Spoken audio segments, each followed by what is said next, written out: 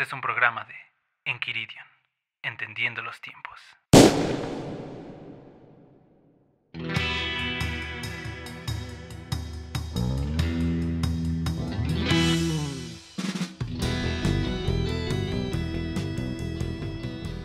Hola amigos, bienvenidos a un nuevo programa de Enquiridion, a este nuevo programa llamado Entendiendo los tiempos.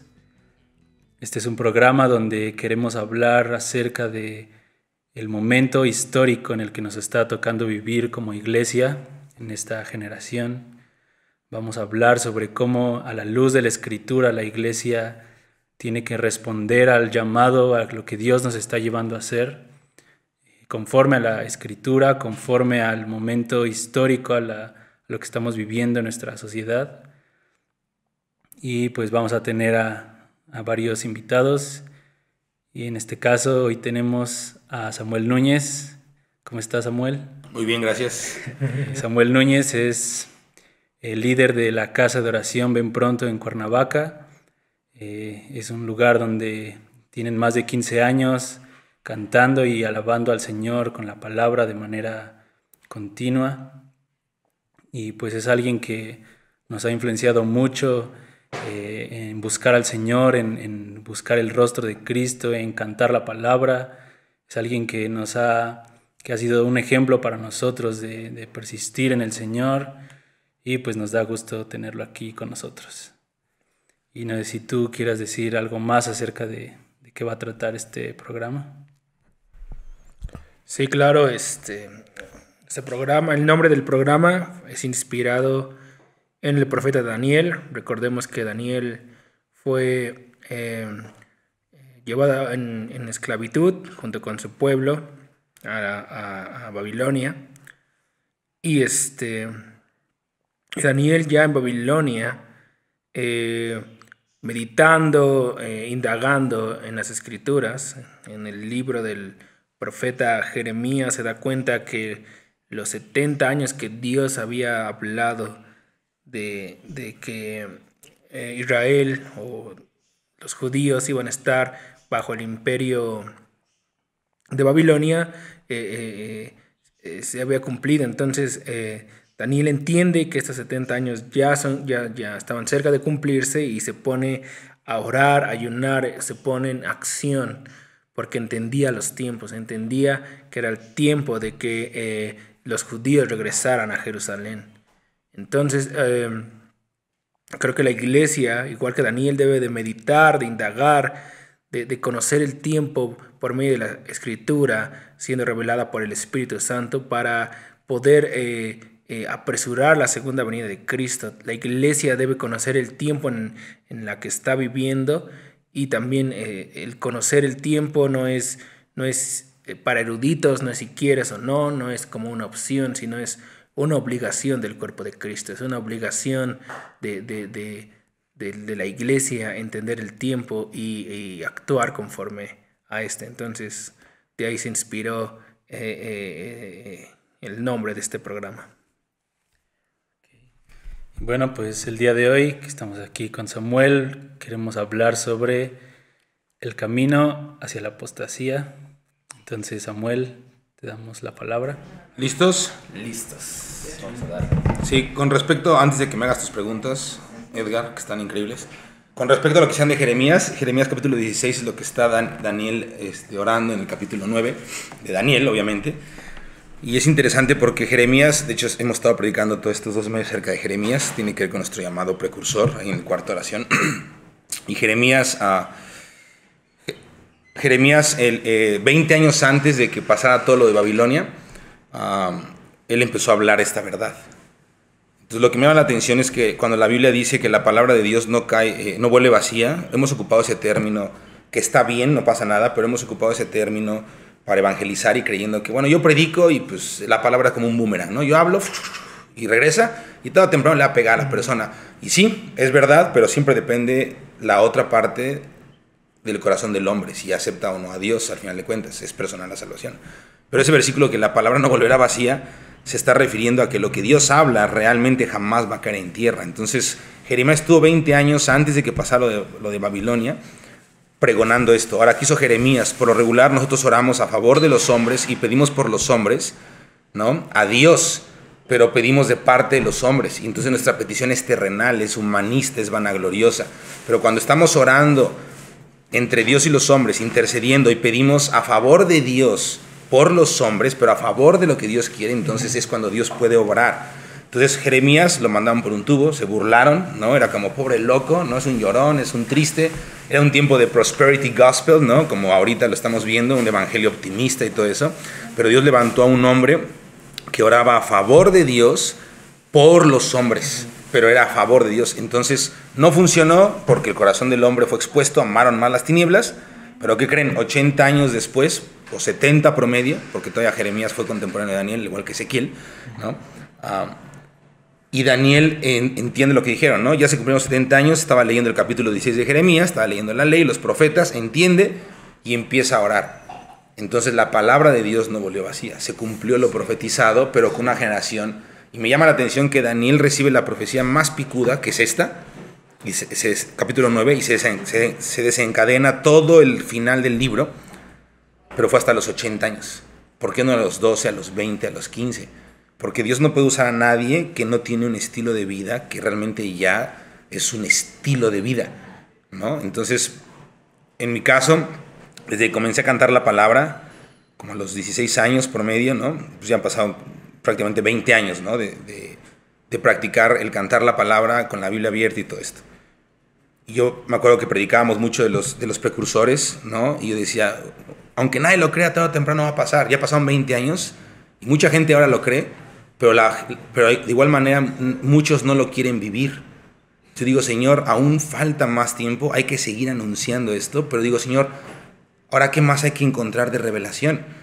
Y realmente el Señor dice, no hay que encontrar nada, tienes que seguir viviendo lo que ya entendiste.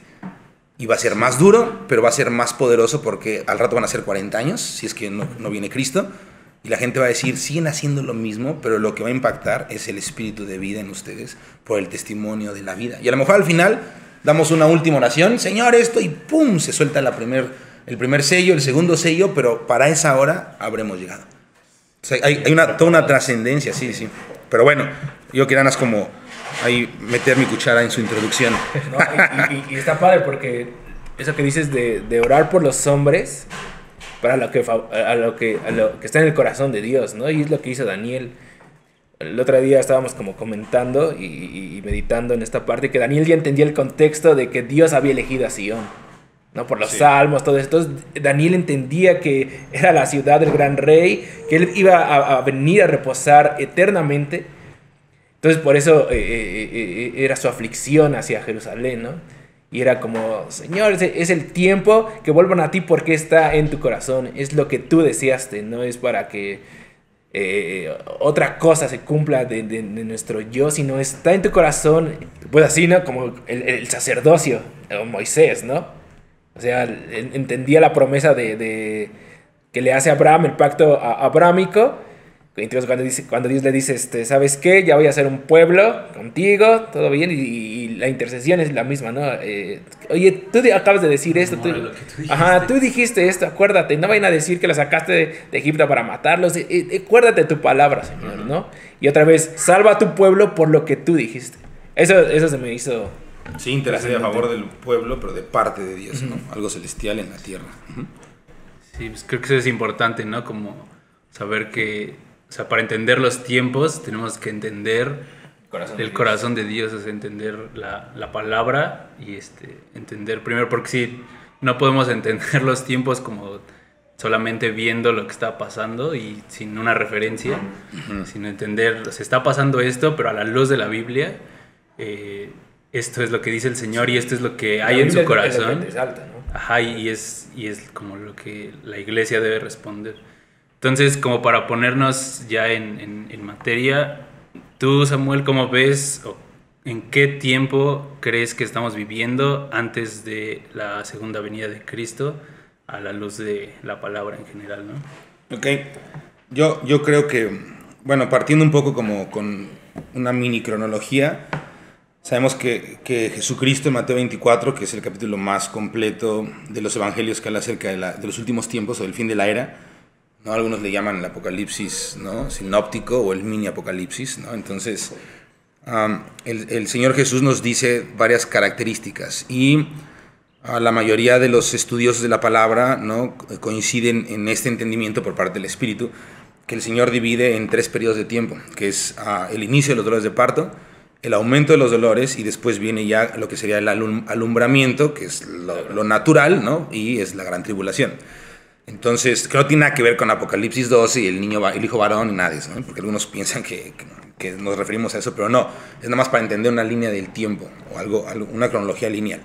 Entonces, Jesucristo dijo que conocerían o que aprendiéramos de la higuera, ¿no? Cuando ya el verano se acerca, la higuera ya está floreciendo.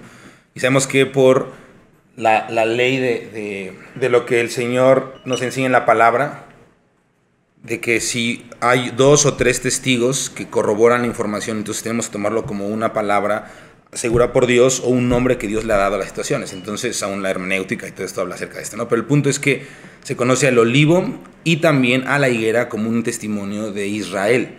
Entonces, el Señor habla de la higuera hablando acerca de su nación y haciendo, insisto, tomando un poco de contexto histórico. Sabemos que Israel volvió a ser nación apenas, ¿no? En el 40, después de la Segunda Guerra Mundial, y luego ya Jerusalén volvió a ser la capital en el 60 y algo, entonces con la Guerra de los 6 días, bla, bla, ¿no?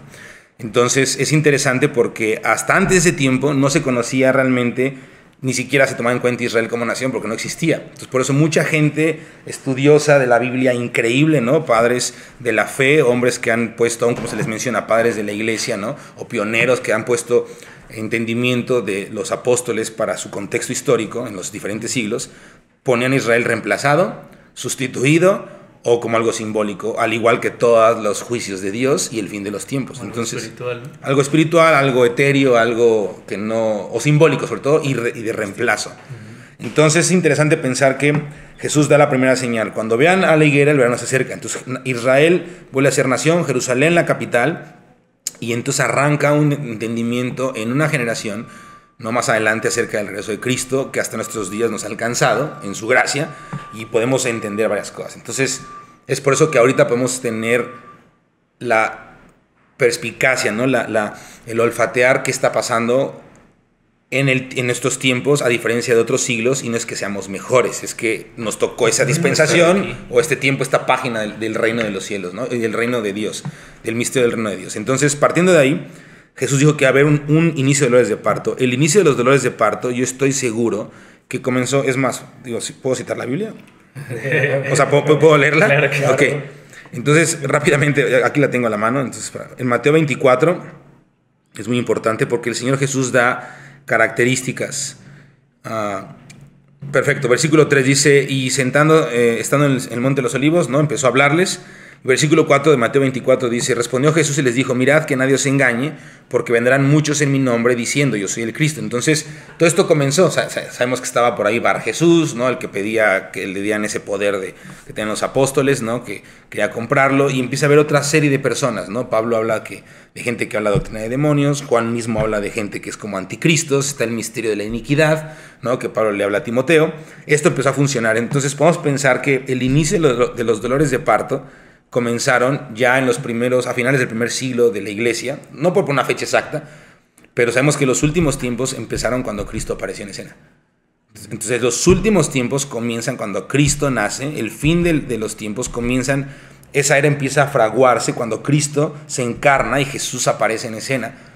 Obviamente viene la ascensión, ¿no? Y muchos calculan que del año 70, cuando se destruye el templo, ahí arranca entonces ya lo que sería el fin de los tiempos. Pero el inicio de los dolores de parto comienza justo cuando ya Israel empieza a ser una nación otra vez.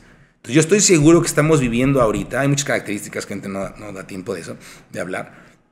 Yo estoy seguro que estamos por ver muy cerca, estamos muy cerca ya para ver la transición del dolor, del inicio de los dolores de parto al aumento de los dolores de parto. ¿Por qué estoy seguro de eso?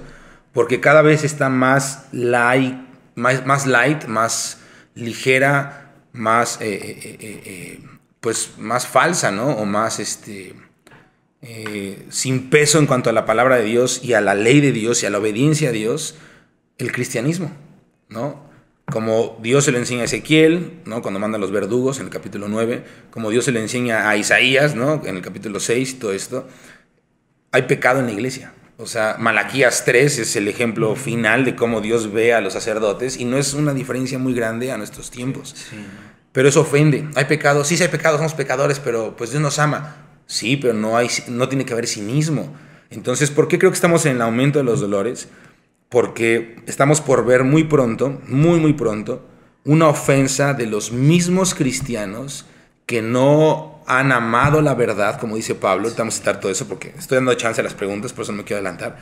Pero Pablo menciona que hay un amor al pecado, como Jesús lo menciona en el Evangelio de Juan, lo está diciendo. Y Pablo dice que como no amaban la verdad, sino amaban las tinieblas, entonces Dios les envió un espíritu de engaño para que crean la mentira con el fin de que se pierdan. O sea, Dios no es que quiere que se pierdan, pero como su corazón no va a entender, entonces Dios los libera, los suelta de contender el Espíritu de Dios con ellos. Y eso estamos muy pronto a verlo, porque hay demasiado mundo, demasiado paganismo, demasiada cultura del príncipe de esta era, del Dios de este siglo, que es Satanás, metido en la iglesia. Pero lo triste no es eso. Lo triste es que los creyentes no contendamos contra eso, sí, y nos unamos a eso y se haga cultura. Y ese es el evangelio. Estamos bien, ¿no? Creemos que estamos bien, esa es doctrina de demonios, lo que pasaba con Jeremías. Entonces, cuando esto suceda, que está ya, o sea, ya está sucediendo, pero cuando esto ya tome una fuerza mayor, entonces, ¿qué va a pasar? La característica del aumento de los dolores de parto es que el mundo va a tener paz y seguridad falsa, y esto involucra que muchos creyentes que se fueron con la finta van a irse en pos de este falso Mesías, que es el anticristo, que va a traer 3 años y medio de falsa paz y seguridad. Pero ¿qué va a pasar con los que sean, vamos a ponerle un título, Juanes Bautista? Pues van a ser perseguidos, sí, y van a caer su cabeza. ¿Qué va a pasar cuando nosotros estemos predicando y digamos, ese hombre que está poniendo leyes en todo el mundo, que dice que es de Dios y que está poniendo aún de moda los sacrificios de Moisés y trayendo el judaísmo como algo bueno, y nosotros tenemos que decir, Señor, abre los ojos de esas personas porque eso es mentira? Pero ese hombre ponga leyes donde diga, si alguien habla en contra de esto, encarcélenlo o mátenlo, como en el tiempo de los Hechos, porque son una peste, como en Hechos 24 se menciona, cuando está Pablo hablando con Félix, no defendiéndose, dice que los cristianos o la iglesia era una peste para esos días, cuando realmente los que estamos en la verdad seamos una peste, un estorbo para la forma de operar del anticristo y de todos los que salen con él, que es la apostasía, ¿no? Para ese momento va a ser la apostasía. ¿Qué creen que va a pasar? Va a ser una persecución espantosa. Cuando se cumple, serán odiados por todos. Exactamente, esas son las características que vienen del aumento de los dolores. Va a ser paz y seguridad para el mundo, pero va a ser la última prueba y el juicio, en un sentido, porque el juicio y la prueba empieza por la casa, y la cual somos nosotros, y después de que seamos probados en verdad, y se va a distinguir quién apostató y quién permaneció, entonces viene ya la gran tribulación, donde Dios tiene ya bien filtrado a los santos que guardan el testimonio de Jesús y la palabra de Dios, y ellos son los que van a soltar los juicios de Dios en la tierra contra el anticristo. Entonces viene la gran tribulación, en donde el anticristo se voltea contra todos, ¿no? Los que se acercaban a él, pero todos los que sedujo y los que pactaron con él, y hay una marca, ¿no? La marca de la bestia, que es la apostasía, es Juan 6:66, ahí está revelado que es el 666, ¿no? Y es una apostasía, los discípulos dejaron de seguir a Cristo desde ese momento y ya no le hicieron caso. Entonces ahí ya va a estar distinguido quiénes son con Dios y van a soltar sus juicios en la tierra durante 3 años y medio y contra los que son del anticristo. Entonces realmente faltan varias etapas.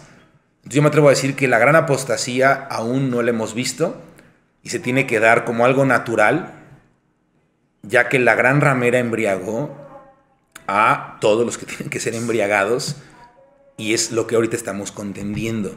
La santidad está leudada por el paganismo y la cultura de este mundo, y tenemos que ponernos alarma, la pila en eso y empezar a distinguir esto no, esto sí, aunque suene rudo y ofenda a la carne. Si quieres escuchar el resto de este podcast, puedes entrar a nuestra página de Patreon. El enlace está en la descripción. O escucha la segunda parte, la cual publicaremos la próxima semana.